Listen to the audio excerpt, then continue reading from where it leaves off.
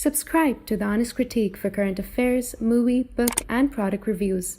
Also, make sure you press the bell icon to get notified whenever we upload a new video.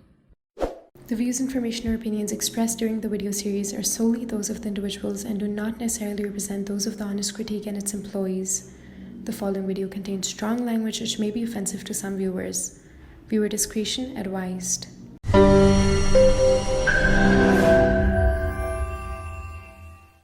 Good evening, Mr. Ambassador.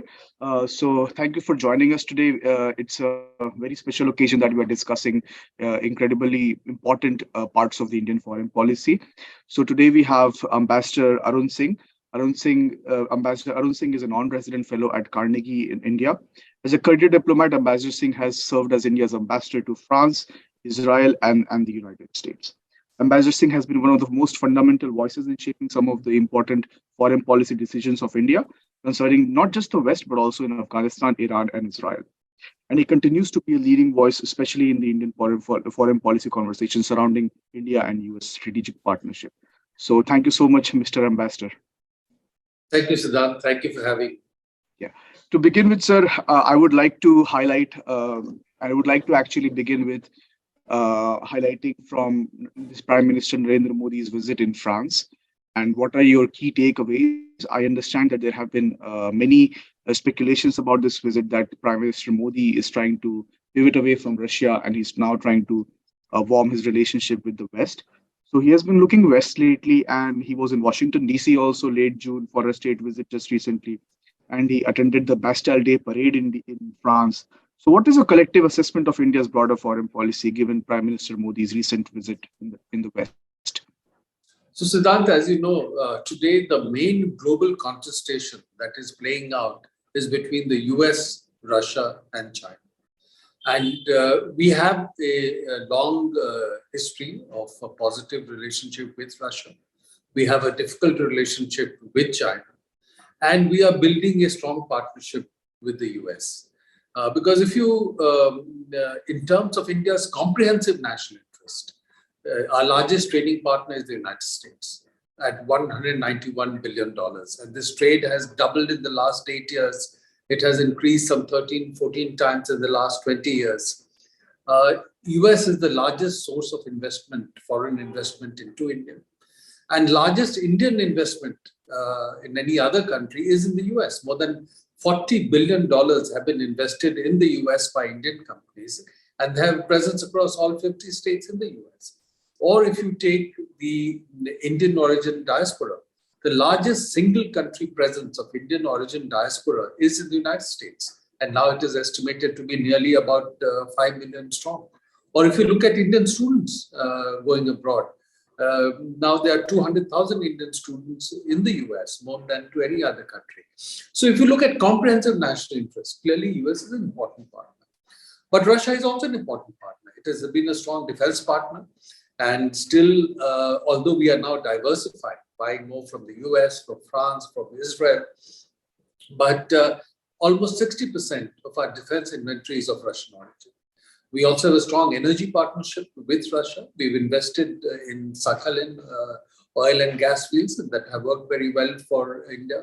With the energy crisis that developed following the Russia-Ukraine conflict, we've bought more oil from Russia, which we needed as the Europeans picked up oil from the Gulf, which we were using or resorting to. And from time to time, Russia has given India political support internationally when it was not available elsewhere. So that's another dimension. So in the current context, India's effort is to deepen the partnership with the US, sustain the relationship with Russia, and strengthen itself to deal with the challenge from China. Now, in this context, India would also like to maintain the autonomy of its decision-making, that on each major issue, India should be able to take decision in its own interest. And therefore, in the current global multipolar context, it is important for India to also develop relations with other poles. And Europe is another important pole. Because although Europe, in a sense, is fragmented, there are 27 countries that make up the European Union, and it's very difficult for them at times to come to a consensus on any major foreign policy issue. But within Europe, the three leading powers are UK, Germany, and France.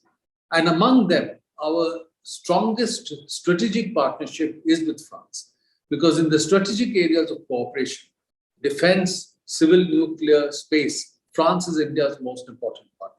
So that's why India's effort is also to build relations with Europe. India is discussing a possibility of a free trade agreement with Europe that has gone on for some time. But deepening partnerships with countries in Europe, and France is an important partner there.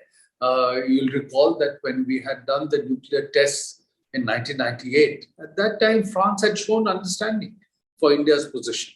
And when we were under criticism from other P5 members of the Security Council, the fact that France took a different line had an impact in India.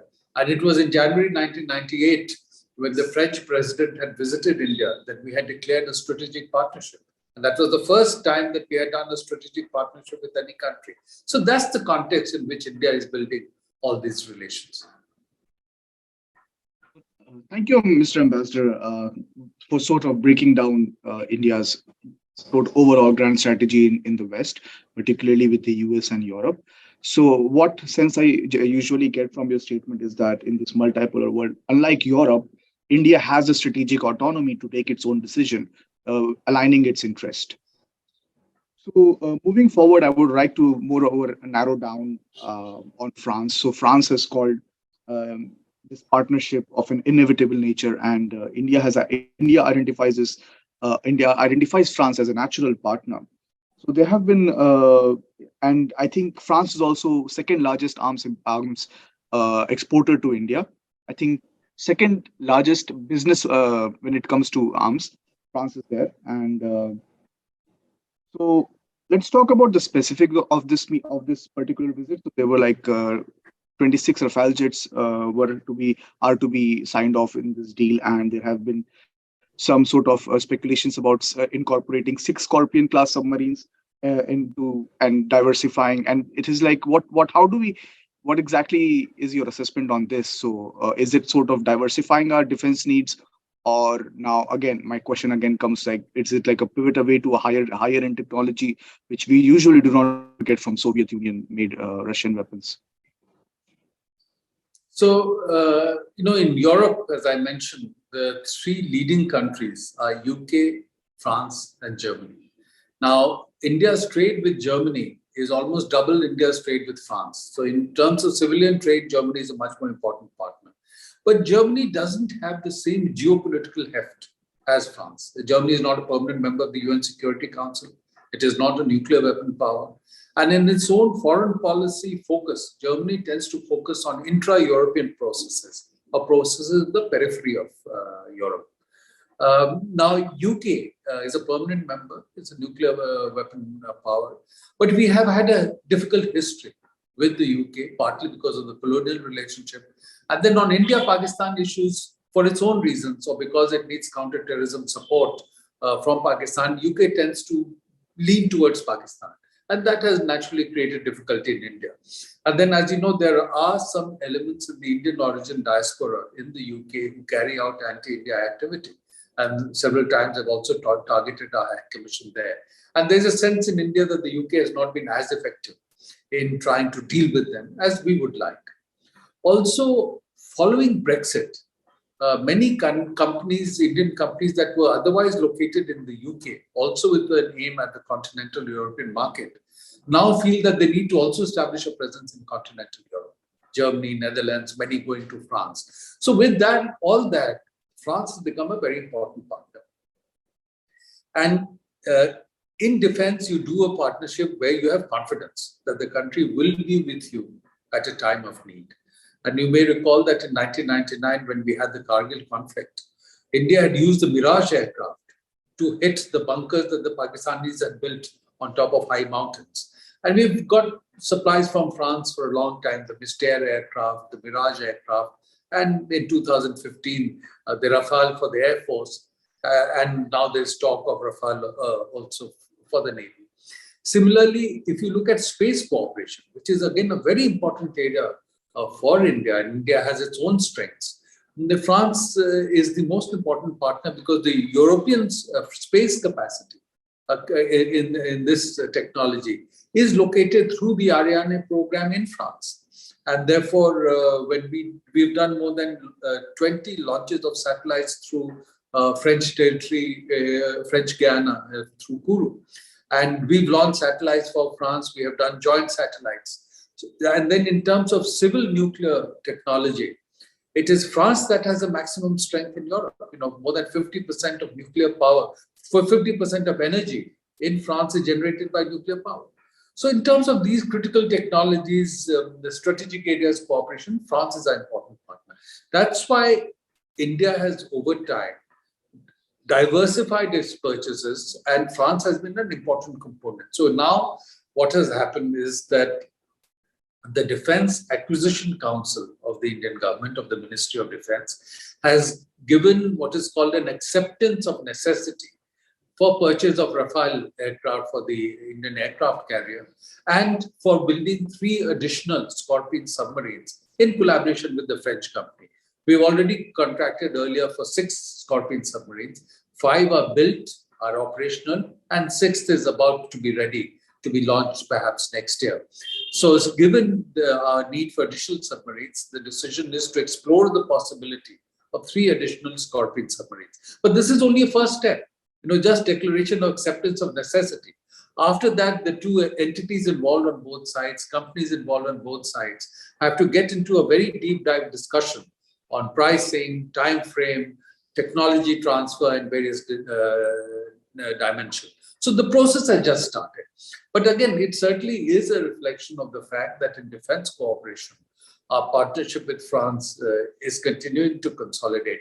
But I think another important area of decision that emerged in the processes leading up to the Prime Minister's visit and at the visit itself is that it was agreed that France, the French company Safran, will collaborate with India's DRDO, Defense Research and Development Organization, to co-develop a new engine for use in AMCA, the Advanced Medium Combat Aircraft that India is working on building. And also that Safran has set up a joint venture with HAL, Hindustan Aeronautics Limited, to build an engine for helicopters that HAL is making. So these are 2 new areas of cooperation in terms of engine technologies for jet engine, for helicopter engines, that will deepen the technology partnership between the 2 countries. And so let's see how that progresses. Very interesting, Mr. Ambassador. I think jet engine is something we have been focusing on very much lately. We also saw in the US visit of Prime Minister Modi that there were significant agreements on jet engine from General Electronics to be made. So I would be very interested to know that what is France's particular interest? Now that you have shown us what are India's interests, I would be inclined to know why would France be so much willing to host Prime Minister Modi? Is it something to do with building a sort of a collective deterrence in the Indo-Pacific against China, something that the US has been deciding to do and wants to do? Although we will come back to the US position on Indo-Pacific, but what exactly is France's interest in hosting Prime Minister Modi, especially on an event like the Bastille Day Parade? So this is not the first time that India has been invited for the Bastille Day Parade. In 2009, the Indian Prime Minister, Dr. Manmohan Singh, had also been invited as guest of honor on the Bastille Day Parade. And that was after we had the civil nuclear agreement with France in September of 2008. And of course, Prime Minister Modi has been invited. But still an honor. In the entire almost 7-year tenure of President Macron, the Indian Prime Minister is only the second leader to have been invited as guest of honor. It was earlier President Trump who had been invited in 2017. So it's an important indication of how France sees the relationship with India. And that's because France sees itself as a global power. And it wants to build partnerships that reinforce its status as a global power. At the moment, what has happened is because of the Russia-Ukraine conflict, France's influence in Europe has come down a bit because especially the Central and East European countries have tried to draw in the US more into the European processes because it is only with US support and involvement that they feel that from their perspective, their security can be ensured. So to that extent, there's been some diminishing of French influence. Also, France traditionally has had a big influence in West Africa. again because of the colonial past. But of late, French presence in West Africa has also been coming down. So France needs to build other relationships and strengthen them as part of its projection of it being a major global power. Now, going beyond that, France is a resident power in the Indo-Pacific. France has territories in Indian Ocean, in the Pacific, the Réunion Islands, Mayotte, New Caledonia in the Pacific. And France has more than 2 million square kilometers of exclusive economic zone in the Indo-Pacific. Aside from a presence in Réunion, it has a military presence in Djibouti. It has a naval presence in UAE. And France is a part now of the Indian Ocean Rim Association, the Indian Ocean Naval Symposium, which India had initiated. It had earlier taken the initiative to set up the Indian Ocean Commission, where it has been trying to involve India. There's a trilateral mechanism, India, France, UAE, which is working on preserving their interests in the Indian Ocean. There's also a trilateral mechanism, India, France, Australia. So given this, and given their interest in the broader Indo-Pacific, France sees India as an important partner. And I recall that when President Macron had come to India in 2018, he had said that France would like India to be its main strategic partner in this region, and that France would like to be India's main strategic partner in Europe.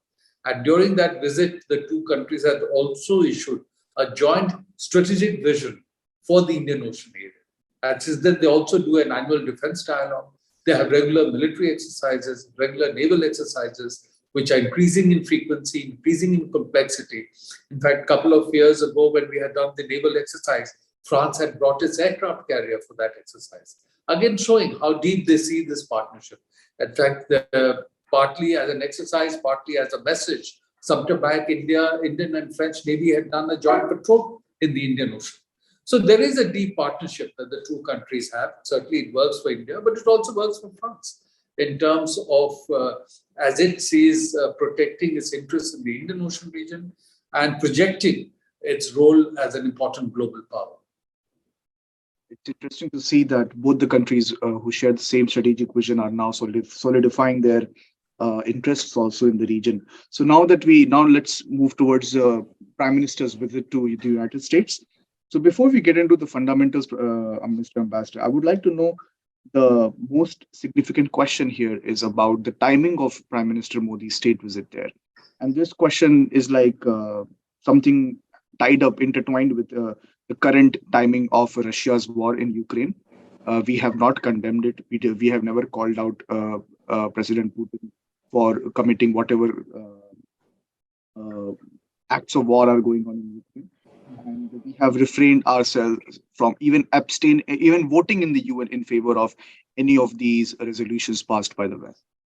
So what does that say about United States? Why would it be so inclined to host Prime Minister Modi given our position in this particular Ukraine-Russia war? And not to mention, as you also mentioned, not to forget that India has increased its oil purchases from Russia almost 2 times.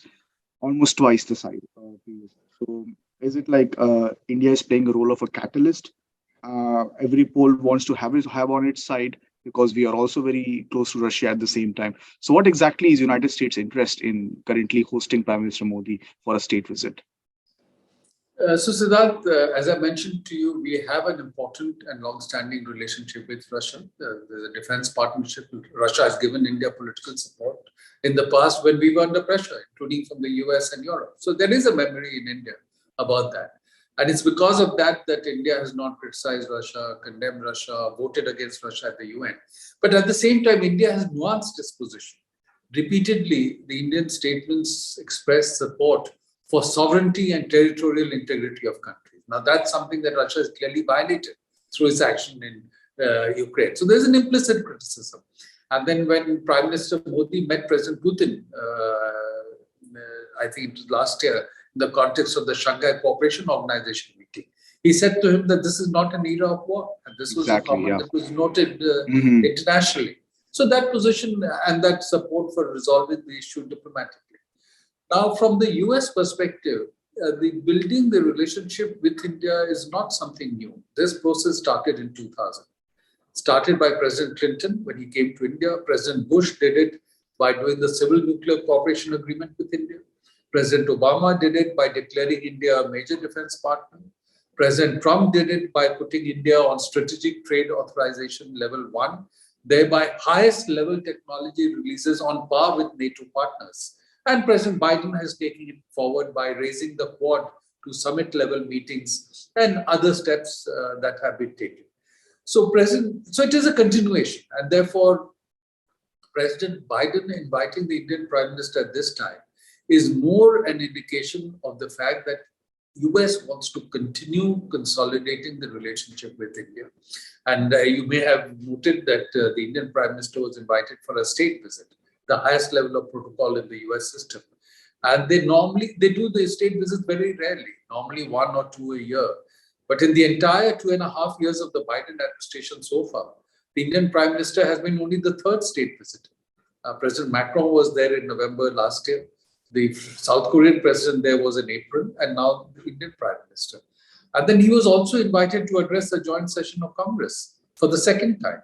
And although he's a 6th Indian Prime Minister to address a joint session of the Congress, he's the first one to be invited to address a 2nd time. And historically, very few global leaders have been invited to address a joint session more than once. And these have included, Winston Churchill of the UK. So the context is clear. Nelson Mandela, Itzhak Rabin of Israel, Benjamin Netanyahu of Israel. So again, it's a very signal, important measure and indication. So, and that's because today there is bipartisan support in the US Congress among Republicans and Democrats for the India relationship. And that's what's, one of the reasons that it is being taken forward. So the reason, as I see it, why in the US there is support for the relationship is twofold. One, the US is facing a major challenge from China. And, as the Americans have been articulating, while Russia is their primary security challenge in Europe today and an immediate challenge, they see China as the main economic, technological, and military challenge in the medium and long term. And they see China as the only country in the world with the intent and capability to replace the US in the global system. So they have to respond to that challenge. And in many cutting-edge technology areas, China is on par or even ahead of the US. So the US, as it tries to build its own competitive strength, feels that a partnership with a country like India, another country with 1.4 billion people, the same size as China, will be useful to the US. For example, many companies in the US that I used to speak to when I was there employ a large number of people in India doing cutting-edge technology work, be it in jet engines, be it in semiconductors. Of course, the IP belongs to the US company, but the work is being done by Indian human tech capital. And so for that, partnership is important. Or as ambassador, I visited Silicon Valley several times. And I could see that Indian origin tech workers, Indian origin tech entrepreneurs, Indian origin CEOs were an integral part of US global leadership in innovation. So the partnership with India and with the technology human capital of India is an important element in US maintaining its leadership globally in innovation. So that's one dimension. And secondly, they also see that there is some convergence in the challenge that India is facing from China and the challenge that US is facing from China. And therefore, they believe that even if India is not overtly anti-China, a stronger India in itself will be a natural deterrent to unilateral and assertive Chinese actions. And so they say that, we see rise of India to be in US interest. We see India as a net security provider in the region. So because of these two dimensions, there is a far greater willingness in the US today to do more with India, to partner more with India, and to share higher and higher levels of technology with India. And that's why during the visit of the Prime Minister and before that, in 2 meetings that the national security advisors of the 2 countries had, they have launched a new initiative for a partnership in critical and emerging technologies. Artificial intelligence, quantum, cyber, 6G, biotech, semiconductors, defense, space, the ICET initiative. And because it's believed that there is a perfect storm of technology coming, And these technologies are going to completely transform the way we live, the way we work. And therefore, by partnering in these technologies, we can build a new framework for cooperation, new framework for technology partnership, leading later to production sharing and enhanced trade between the two countries. I'm glad you brought up ICET, Mr. Ambassador, and I have one follow-up question on that. So, can India provide that kind of conducive environment for the deliverables that are mentioned under ICET for semiconductor production and quantum computing and things like that? Just recently, a Taiwanese chip-making company, Foxconn, pulled out of a joint venture with the Vedanta Group to set up semiconductor plants in India. So does India have that grip on its market, or can India provide that kind of conducive environment for chip making plants to be set up in the country under ICET? Well, chip making is only one aspect, but clearly there is a conducive environment, and that's why the US wants to partner in these areas. And already bilateral mechanisms have been set up to take forward the partnership in these areas. And as I understand it, the reason the Foxconn Vedanta proposal did not go through is because they did not have a partner which had the technology for semiconductor fabrication. And so that's why they needed a partner also with that technology, holder of that technology. They were not able to get that. And that's why that proposal didn't come through. But then Micron has gone forward and announced an investment. Similarly, Applied Materials, which is also a semiconductor company, has announced an investment of $400 million for engineering collaboration. And Lam Research, a third company, has announced that they're going to invest in training 60,000 people in India in semiconductors over the next 10 years. So it is happening. The partnership is moving forward in these areas. One more thing that you previously mentioned. And again, beyond that, yes, you referred to the G414 engine technology. Oh, yes, and exactly. This level of technology transfer, the US has so far not authorized to any country. And so now that they are willing to authorize for India, it means that they have confidence in the India relationship, and more that they have confidence in India's ability to absorb this technology. Indeed, and then indeed. Beyond that, even in space, now they have announced that US will partner with India in its human spaceflight program, and that India and the US will launch a joint mission to the International Space Station in 2024. And I saw that, as we just launched Chandrayaan 3 on way to the moon, there was a lot of interest in the US, recognizing India's capability and therefore the potential for partnership. Clearly, there are many interests, and as you mentioned about Chandrayaan 3, there are many, even in India, there are so much of emotions attached with that particular space mission. So I hope that we are able to deliver on those fronts and sustain this strategic partnership. And previously, you also mentioned that India is a natural deterrent in the region, in the Indo-Pacific, as the United States sees it as a natural deterrent. And it wants to replace China with India in terms of trade and commerce and whatnot. So I want to not replace. What they call a China plus one strategy. Okay, exactly. So, de-risking, because you need to de-risk it. So India is that space that do more in India so that you lessen the dependence on China. De-risking or and not decoupling. Decoupling, they have said they've given up on decoupling. Okay. All right, exactly. So it does make a lot of sense here, because given India's position in the Quad, and there have been so much of mill-to-mill collaboration between the US and the India, not to mention Yuddhabhyas has been one of the products. So, but India has, over history, India has been maintaining non-alignment.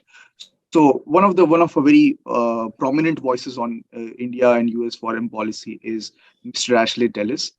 And he has called US's bet on India as a very major flaw in their overall grand strategy in the Indo-Pacific. So how would you say that? What would be your assessment on that particular thing? Because he has been called out on various things inside the Washington community and also in the Indian community, because there are so much of debate going on. Can India actually deliver on that deterrent promise that that US wants to hope on?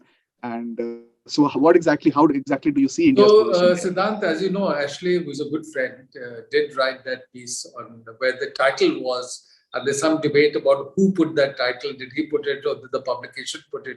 And the title was that, a bad bet. US has made a bad bet on India.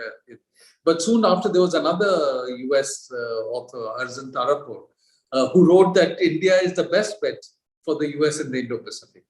And then in my own writing, assessing the visit of the Indian Prime Minister, I have said that, some are saying bad bet, some are saying best bet.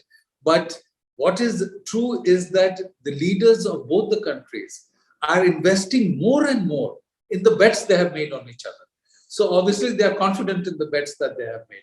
There is, I think there is a sense on both sides that the partnership is working for both, and that's how they're taking it forward. That's very interesting to note. And another debate you brought up, Mr. Ashley, and that there was a bad bet, and another author that says it's the best bet.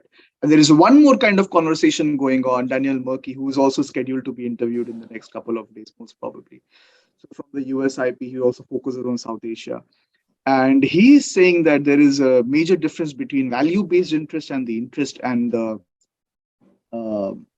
interest-based partnership in both these countries. So if you could lay down the values and the interest-based debates, some people say the values are inclined towards supporting Ukraine in the Russia-Ukraine war. It's inclined towards freedom of speech, liberty, and the India's position in democracy index, press freedom index, and things like that. And interests are mostly inclined towards building a collective front against China and walking towards a strategic path vision. So, what is your assessment on the interest and so value? My assessment, Siddhant, is that historically, at least in terms of how US has tried to define its policy, interests and values are both important. But when there's a conflict between interests and values, interests predominate.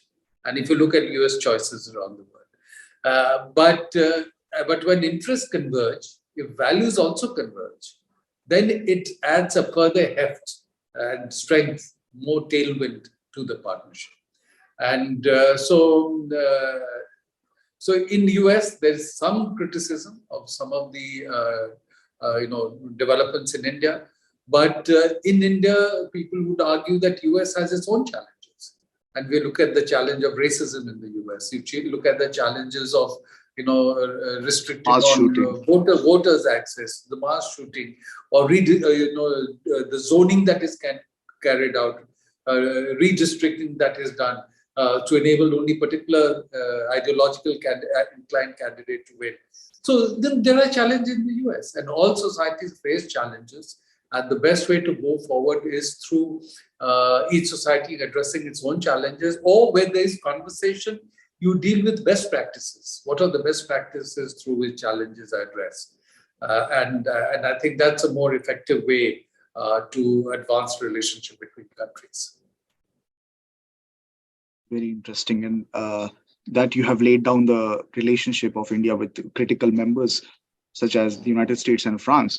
One last question I think should be legitimate if I ask about how does President Vladimir Putin see India warming up with the West, particularly with the United States, as India reaches almost $200 billion of trade mark with the United States, making US India's biggest trading partner. So I'm very much interested to know how is Mr. Putin watching this trajectory of India's relationship with the West going completely upward.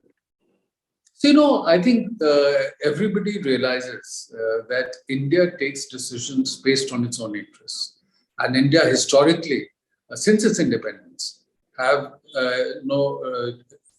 observed the autonomy of its decision making. Earlier, we had the non-alignment policy, and now we say that we have to have the strategic autonomy of our decision making. So, for example, in the case of Russia-Ukraine conflict, we have not gone entirely with the US. And we have imported more energy from Russia because we needed it. And eventually the US accepted that. You've seen US leaders say, the Secretary of State on a number of occasions, that we understand India's compulsions related to Russia. The India-Russia relationship developed at a time when the US was not willing to be that kind of a partner. Or the National Security Advisor saying that with India, we're playing the long game. And so similarly, I think Russian leaders also recognize that India will be taking a decision based on its own interests. While Russia has certain capacities in energy, in defense, Russia does not have the same capacities in the civilian economy or in civilian technologies. And therefore, invariably, India will have a strong partnership with a country like the US. And in Russia, we hardly have an Indian origin diaspora. We have more than 4.5 million in the US. Very few Indian students go to Russia. We have more than 200,000 in the US. The aspirational Indian middle class, when it is looking for a job outside India, the first preference is to go to the US, then maybe to Canada, UK, Australia, and various places. So there is a strong partnership with the US. And then if you flip the coin, India would also be watching with little caution as to the nature in which the Russian dependence on China is increasing. As Russia's distance from US and Europe is increasing, their dependence on China is increasing. Therefore, what does it mean for India's assessment at a time when there may be a further crisis in India-China relations? Where will Russia be positioned? So those are questions that Indian policymakers would also be asking.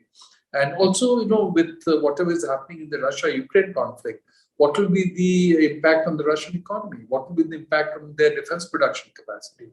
What will be the impact on defense technology development? So these are now open questions with a lot of uncertainty that policymakers in India would have to look at. It's very brilliant how you sort of broke down the entire balancing act of India as well as Russia, and clearly showing that what kind of strategic autonomy both India and Russia enjoy in terms of aligning their interests. Ambassador, thank you so much for your time, and it was an amazing discussion. I hope our viewers get a lot to take away today. Thank you.